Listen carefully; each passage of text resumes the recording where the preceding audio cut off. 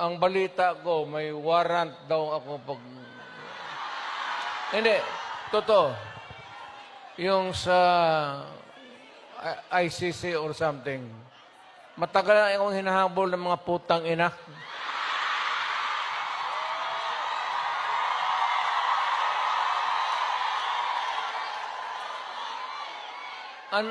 Ano man ang kasalanan ko, na ginawa ko man ang lahat sa panahon ko para may konting katahimikan at mapayapa ang buhay ng Pilipino. Ang problema nito, ewan ko kung ang tingin ng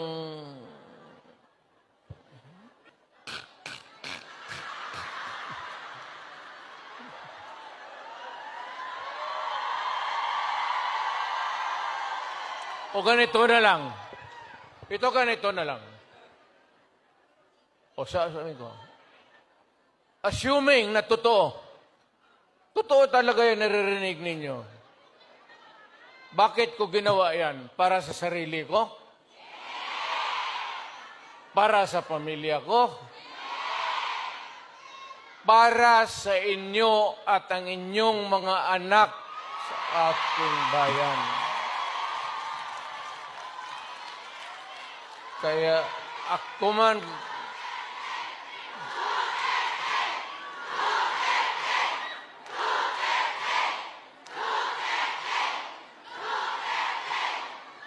ang higiin ko na lang sa inyo, total, kung ganito man talaga ang swerte ko sa buhay, okay lang, tatanggapin ko yan.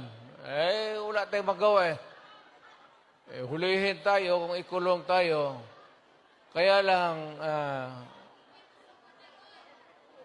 meantime, mag-contribute kayo, baski $5, $10,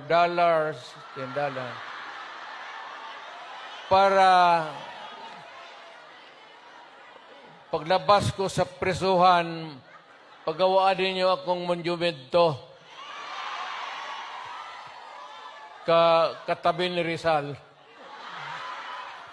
Si Rizal may hawak na libro